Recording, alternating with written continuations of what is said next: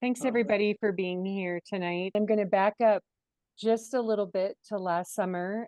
Bill Crossan came to me with a short list from Property Committee that Property Committee had developed of things that we must do, things that are non-negotiables. And those include things like the chiller and some flooring in the Early Learning Center.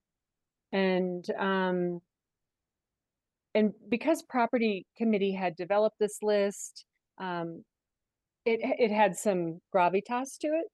And I did ask Bill at that time. I said, this is one piece of the things that must happen, but there are also things that could happen, and could I just have a little bit of time to think about what the vision for all of this could look like. In the meantime, transition team was doing the listening circles. Council had set a meeting for the end of September. And at that September meeting, which was actually a week later, it was like the fourth Tuesday instead of the third Tuesday, the listening circle data was being compiled, and council had their hands on it. We had our hands on it. We had read it. We were starting to think about what that feedback looked like.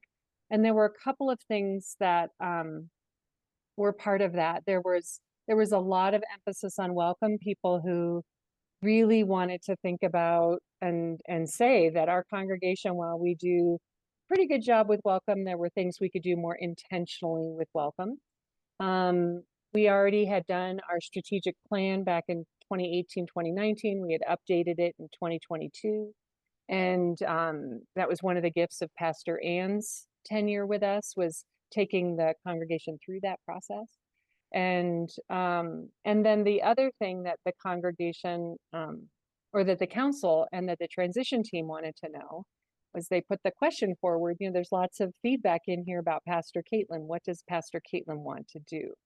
And at that time, I really wasn't clear what I wanted to do. At the end of August, I'd had my complete remission PET scan, and that was very exciting. And I've been sharing with the different Welcome 150 Q&A groups that at one point I thought, well, maybe I'll go be an infusion nurse, because you get into these situations and you think, yeah, those people are cool. They really have it going on. So, I was kind of dabbling and wondering what God might want me to do.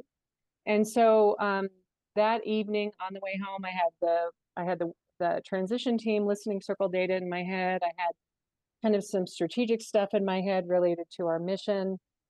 Ken at one point had mentioned, kind of along the side of things, that we were having a 150th birthday coming up in 2028. And then I had this, well, what is it that I want to do? So as after council meeting, I was driving out west. We live on the west side of town because Rob is a mountain biker. And